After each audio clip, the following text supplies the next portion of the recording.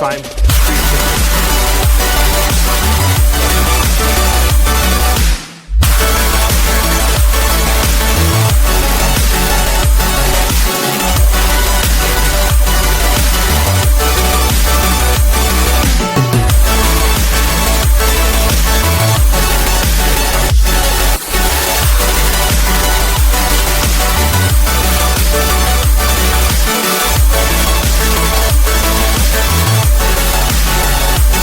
What's up guys, I'm back with another vlog, and don't you think this is really majestic?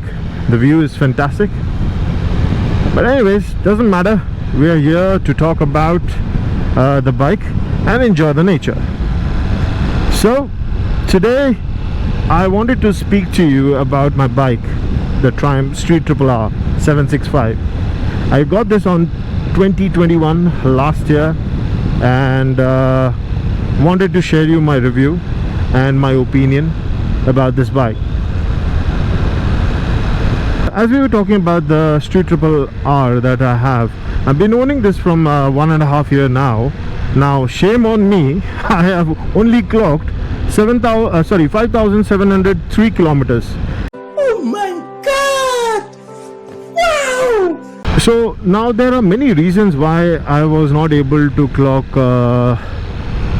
above 10,000 kilometers on this bike. It's been 1.5 years now.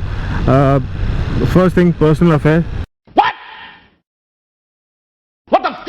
Oops, sorry, I didn't mean that, personal affair. I mean to say personal matters. Plus rainy season, the worst season. Like, I do love rain, however rainy season is the time when I don't feel like taking out this bike, because it gets dirty, and I don't like to get my baby dirty at all. Third most important thing is that I had a lot of other things that I was planning to buy my adventure, which you have seen on my other vlogs, my KTM 390 adventure. Had some issues in the past with that, but which got sorted out. So all those things, and as well as work. So I know you might be saying these are some lame excuses, but yes, excuse is an excuse, but it shouldn't be considered that way. In MotoGP, the Moto2 segment was dominated by Honda 4-cylinder bikes. After a couple of years, it was being replaced by the 765, the same engine that I am riding right now, the 765 3-cylinder engine, and they have been running the engine from last 3 years, and they are dominating Moto2.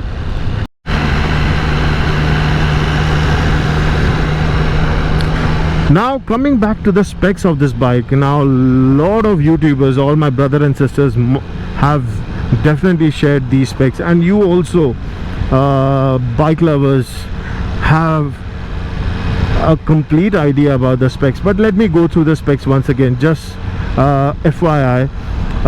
Now, as I mentioned, it's a 765 triple engine with a torque of 79 at 9,350 RPM. Now my bike gives me a BHP of 121. Reason why I'm getting 121 is because I have installed the Aero exhaust on this bike. Now coming to the most important thing about the torque, I'm not sure if the torque has also increased or not, but I do feel a slight increase on that.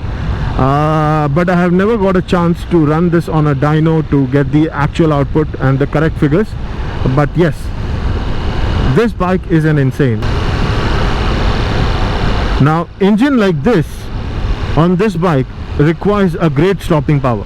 So Triumph has introduced a Brembo master cylinder, that's 4.3 master cylinder that they have introduced, which has on the front you have a 4-piston monoblock radial caliper, and at the rear you have a monoshock caliper. Now on the front the disc size is 310 mm, and at the rear you have 220. Now this is the same size that you get on the on the MotoGP bikes as well, the brakes. However, the material used on those bikes are different as compared to the street based bikes. So it seems that we are stuck in the middle of the traffic. Let me move a little bit ahead and then we can talk about.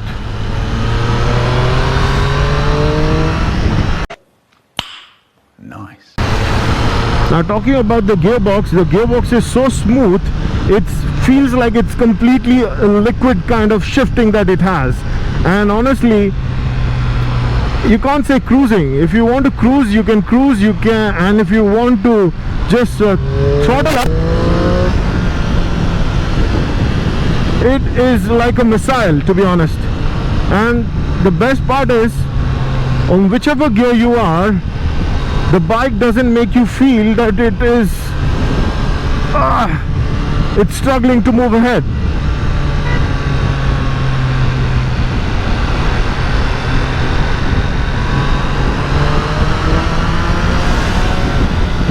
So when you're speeding, there's a high possibility that you may go through bumps, a lot of bumps, or through potholes. So you require a better suspension. So Triumph has introduced Showa suspension. So 41mm Showa suspension at the front and a mono suspension at the rear from Showa. Now on the front you will have the preload settings over here. You can, it's completely adjustable. The preload settings can be done over here, as well as the compression. And at the rear you can the same thing. But you can definitely check out the Triumph website for more information. Now a lot of people have asked me this question about the seat height and if this bike is really good enough for long travels. But I can definitely tell you the seat height of this bike is around 835 mm. For long distance, yes, you can, but with this aggressive position you might feel a little bit fatigue. But in order to reduce that fatigue, you can introduce handlebar risers. For I would say 1 mm is more than enough, because even I had some issues, wrist pain and all.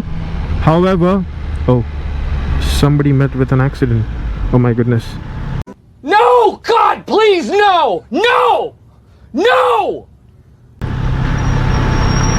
I felt something falling off. I don't know if you can see over there. Shit, I hope everything is okay. It's an oldie.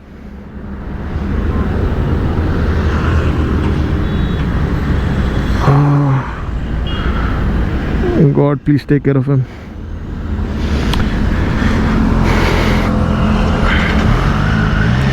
Now when you're on the highway or any road, I would say, please keep your eyes and ears attentive, because it may not be your fault, but because of someone else's fault, you might fall in danger.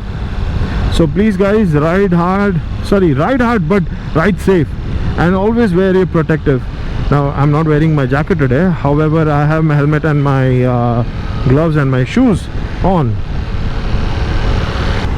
So yeah, a lot of accessories that you can get on this bike, and the best part is that you get a quick shifter by default on this, up and down quick shifter. Apart from that, I have added the fly screen. I know this is just for the looks, but doesn't help me with the wind blast.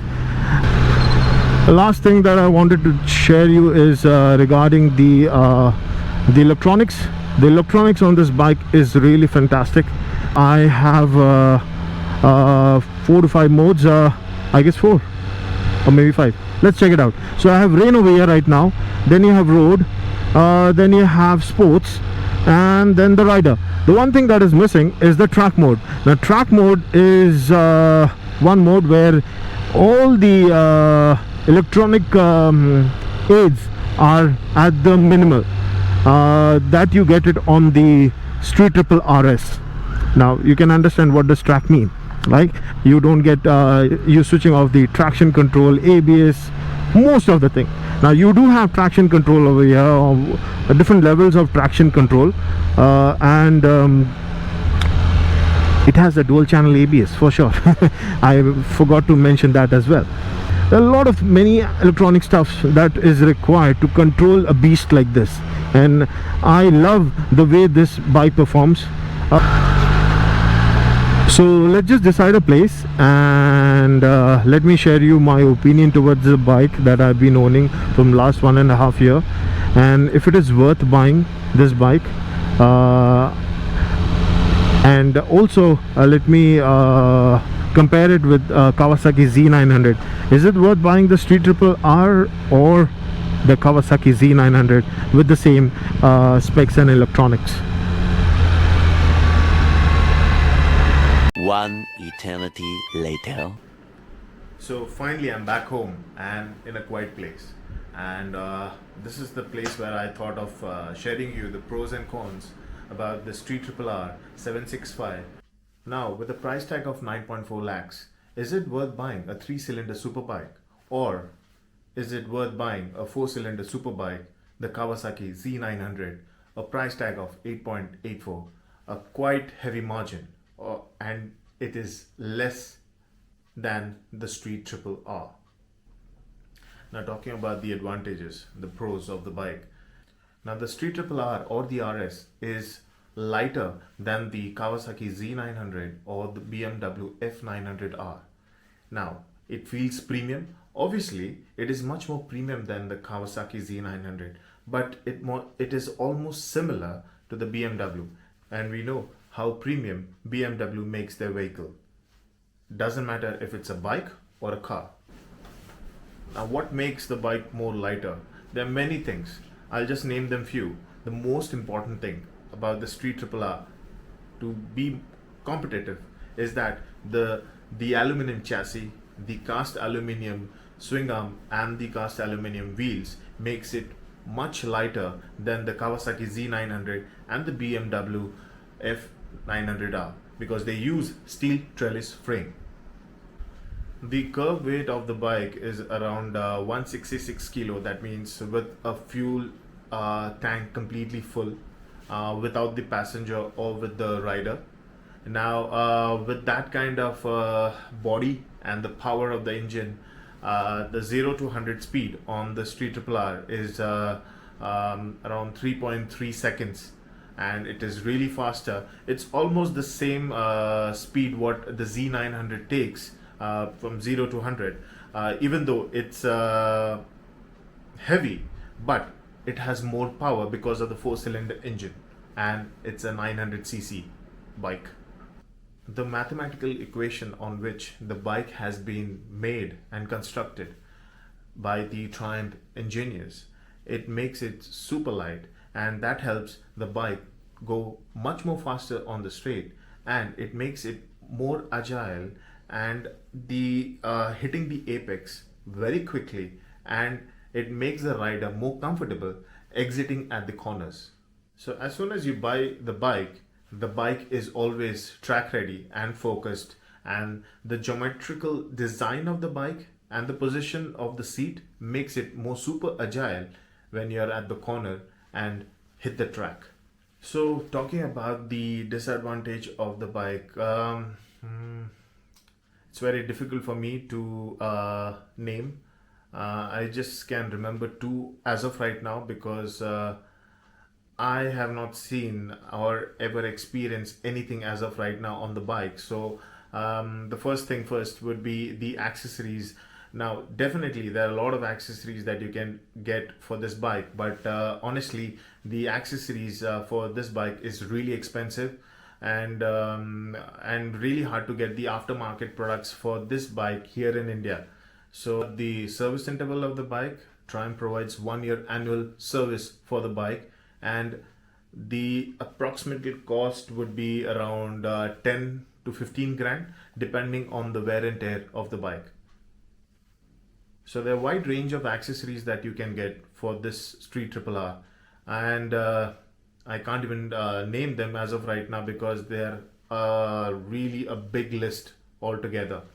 Now on the standard model, the R model, or even if you talk about the RS, There are a lot of things, but on the R model, the best part is what Triumph provides. I've not seen with any brand manufacturer is that the up and down quick shifter is standard. You get it with the bike. It's not an added accessories that you need to purchase, but you get it with the bike. And we're talking about the tires now. With the power like this on the triple cylinder that we are getting, it requires the best tire that you can get on the market. So they have introduced Pirelli Rosso 3 on the R and Super Corsa on the RS. The second most disadvantage, I would say, now you can't say disadvantage, however, it's the premiumness of the bike. Now I'm not talking about the premiumness as a disadvantage, I'm talking about the cost. Now it is higher than the Kawasaki Z900. So it's a 4-cylinder bike for sure, we know that, and it's a 900cc. However, we are getting a 3-cylinder engine at a cost of 9.41, and the Z900 costs around 8.84. So there's a huge margin. But yeah, when you compare it with the BMW, that's a 2-cylinder 900cc bike, the F900R is much more expensive than the R model. So as of right now, these are the few things that I wanted to share my opinion about the bike and two disadvantages. And there are lots and lots advantages, but I have named them few for now. However, the only thing that I want to share is that my personal review and my opinion towards the bike. So if you guys love the review of the bike and you liked my video, please do share, and I would love to see your comments. And if you have any opinions or anything that you want to talk about, please do comment, and I'll see you on the next vlog. Take care, ride hard, ride safe. Love you guys.